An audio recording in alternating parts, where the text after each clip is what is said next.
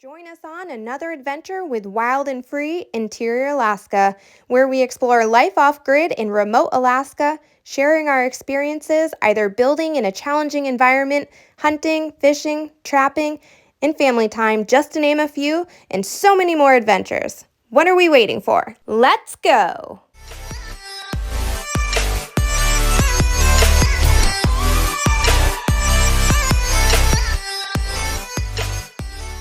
In this episode, we're going to rewind things and show you what steps are involved to get out to our cabin. We're taking it back all the way to the beginning, from leaving from our primary residence to reaching our cabin and all the work that goes into it. Now enjoy.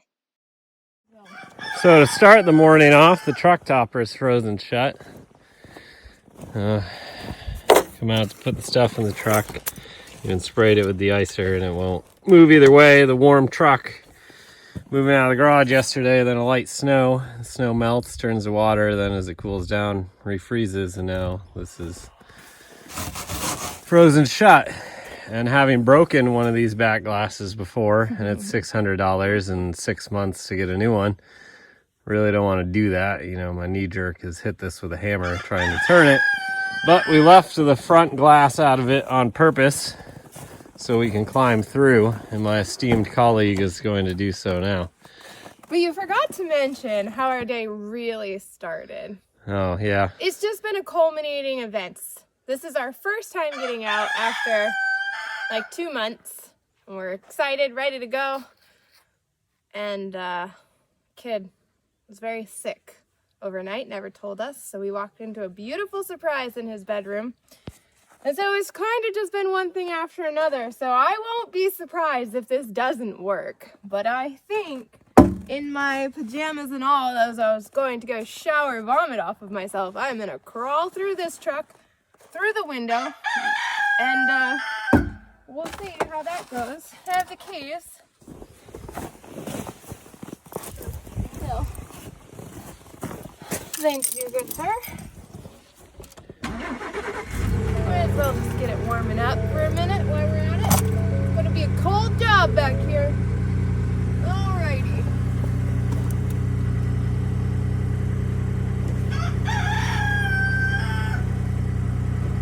Okay, so step one, window.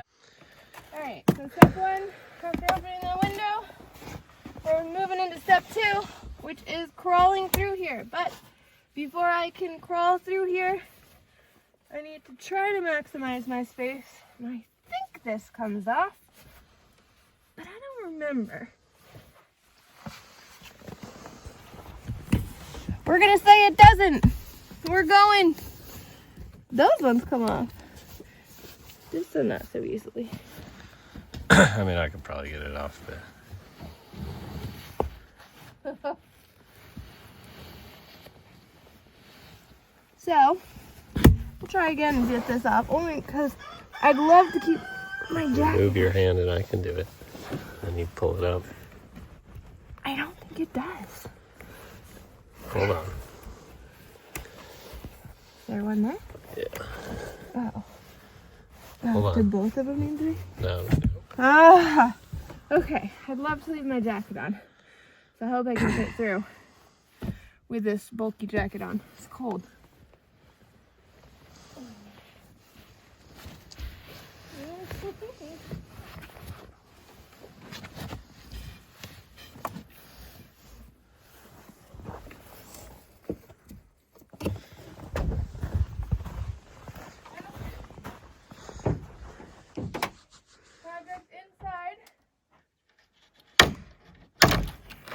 Project pull the wires. So on the inside, you can just pull the wires that release the latches on the end and open it. Unless we can get this loosened up, we're gonna have to do it when we get there too. See, we learned this the hard way when we broke this, and then had to figure out how to reassemble it, and so that's a nightmare. Hence more than one wire. We won't talk about that right now, but Well, that was because when we got the replacement one after we broke the glass. No, it's molded into it. Yeah. They put this on and the wire got jammed in it, so it didn't work. But anyway. Yeah, that's right. All right, hopefully this is all the problems for the day.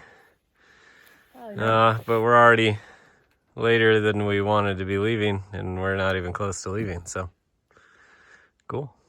So, since this is still frozen, despite spraying the inside and outside with de-icer, and we have to drive 100 miles and make a stop where we're going to need to open it, and I don't want to have to climb, well, not me, but you, climb through the back every time to open it.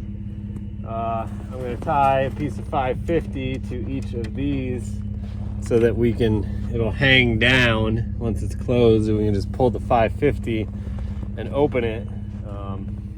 Because I don't want to drive 100 miles and this is bouncing all around and it breaks, and then it's $600 in 6 months to get a new one. Especially when it's cold and everything's more brittle. Yeah. So we're just going to tie it on here.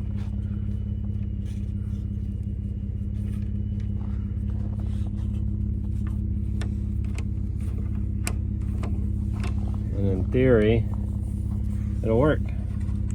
Sometimes my genius, it's frightening.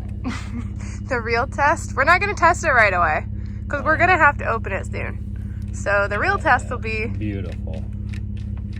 Assuming they don't get pinched So yeah, when it's you closed. want to make sure they're on the outside. It's good enough. No test. Oh my! Make sure they're on the outside. Okay, Perfect. Look at that. Problem It's solved. only, a $75,000 truck that we tie 550 to open The topper, which is Ford factory.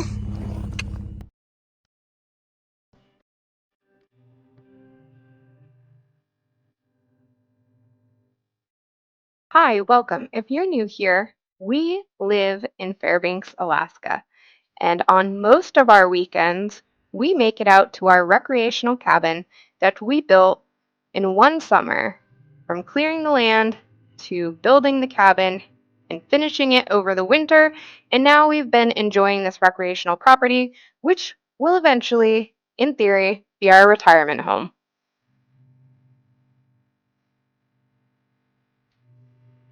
In this episode, we take you from the moment we leave our house to the moment we reach our cabin and all of the things that go into it behind the scenes to travel more than 100 miles to the trailhead and then another, 6 or so plus miles to our off-grid remote property in Alaska.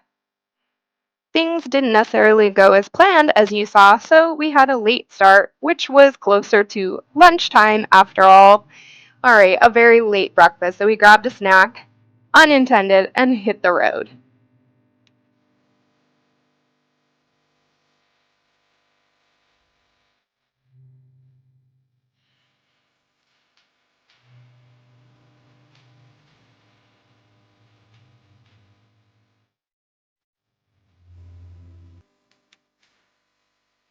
This journey gives you a little look at what it looks like along the way. As you can tell, the road gets more and more snowy and less cleared as we reach the dirt.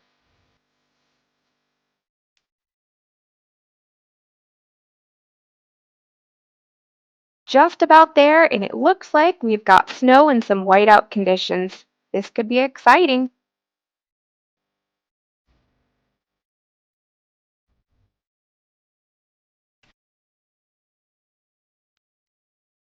From suiting up into all of our winter gear and unloading everything from the truck and the trailer, we then load everything back up again and hit the trails.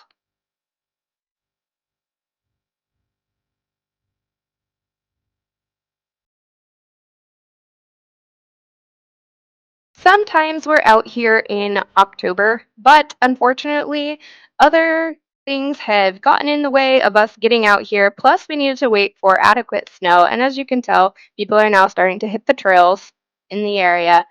because everybody's itching to get out on their snow machines. For us, we're itching to get out to our cabin where we find absolute peace and tranquility.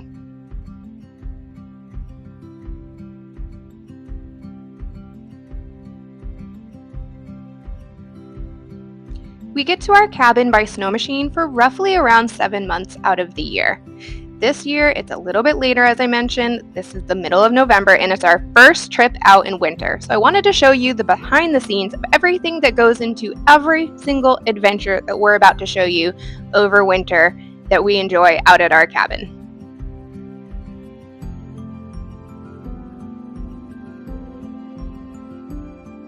Although it's been what feels like forever, it's kind of just second nature of all of the steps that go into unloading everything and reloading and hooking everything back up and securing everything in the right fashion, in the right order, in the right places every single time.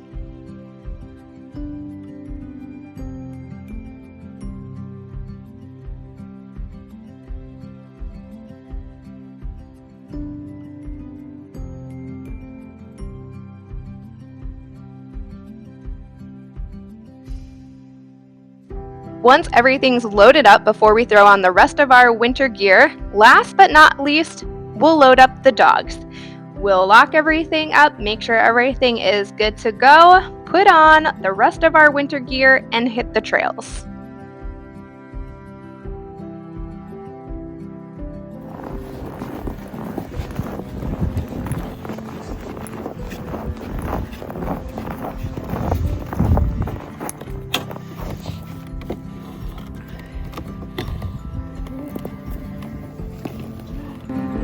We're here, we're loaded up.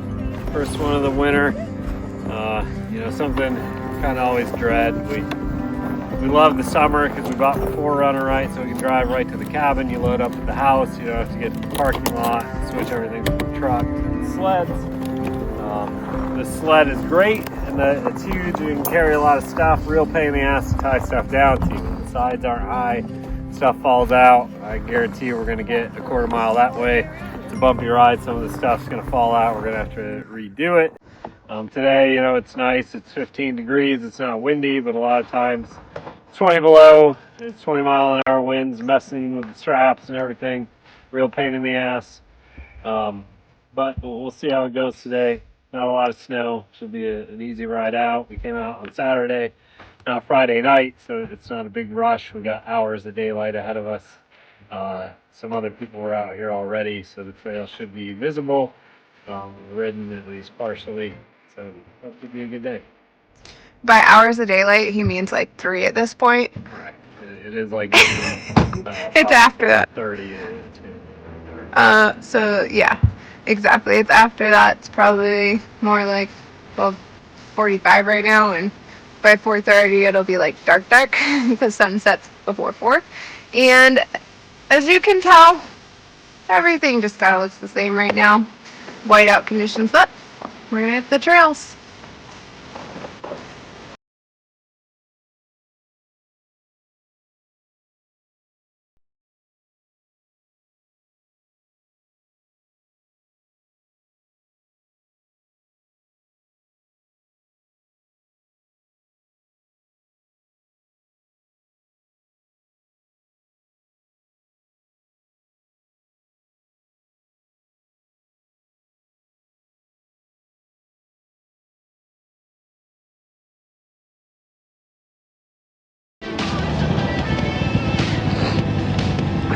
We're a little over halfway. No problems so far. Everything's riding, I guess, except for the little cargo net fell off, but didn't get stuck. Didn't lose anything. It's going well.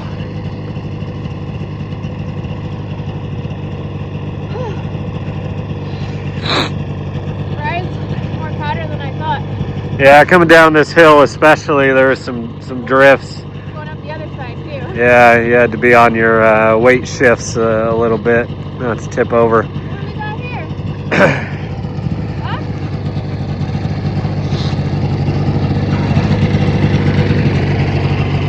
Guess that might be a fact. It's hard to tell, Too powdery. but yeah, I'd go with probably a fox.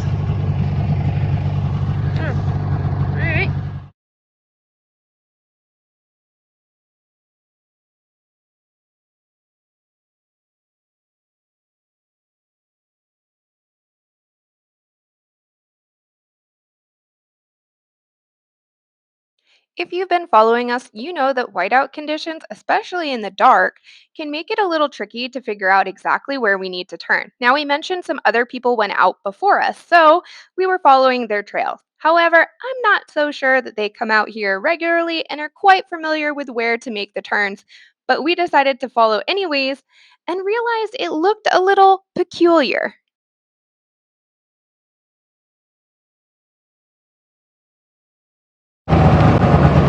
Are you not sure where to go? It's that way. It's that way. Well, hold on, is that wait, are we too far over? Are we too far over and should be that way? What?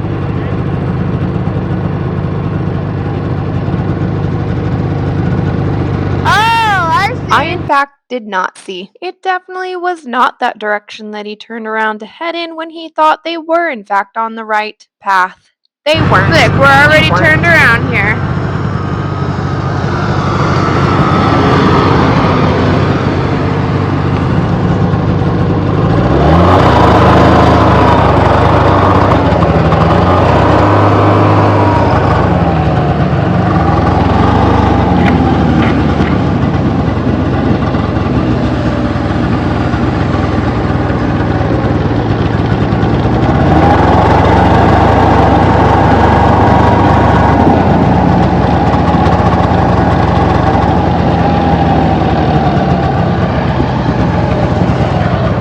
What?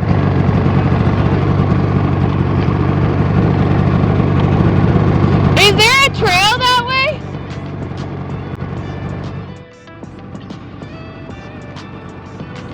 As you could tell, starting out already, we didn't hit the right trail because the other people were beating through this brush over here on the right-hand side to meet back up with the main trail, and they were wrong, but we turned around, we located it, we found it, and yes, we've struggled to find that, but there's really no good area to mark to where you get to the very peak and what angle you drop down because there's no good landmarks. But we did try our best to add some pink tape along the way up there to hopefully stand out so we can be pointed in the right direction now that we have tried to work vigorously at creating a beautiful base for our trail and the correct path so that hopefully all of our journeys out here aren't too challenging. But if you've followed us, you know we're bound and determined to get stuck at some point because the drifts can be insane. We can get massive snow dumps of more than 3 feet at a time.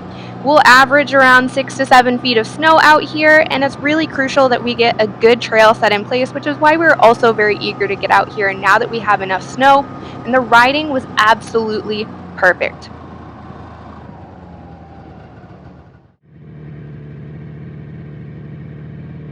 And we're getting closer to the cabin, and we'll show you everything that goes into unloading and exactly how that process works before we can start to enjoy ourselves. We had roughly 10 to 12 inches of snow out here, so first and foremost, we're going to get the dogs out. So we get their leads, we hook them up, and then we normally transition to clearing snow. That way, we're not tracking a lot into the cabin as we start to unload everything.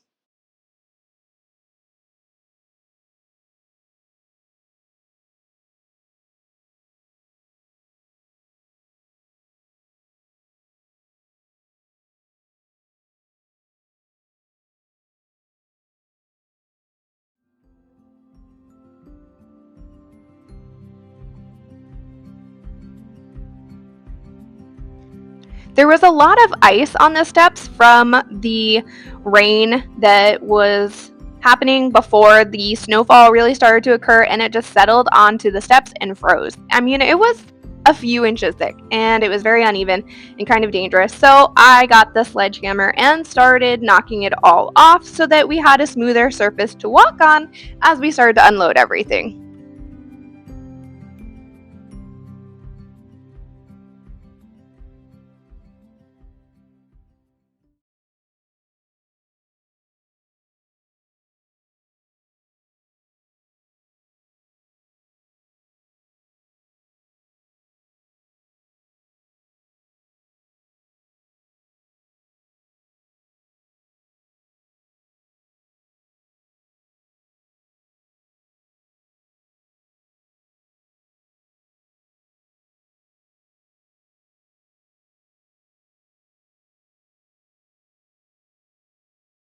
Just as we put everything on, we take everything back off and bring it in the cabin.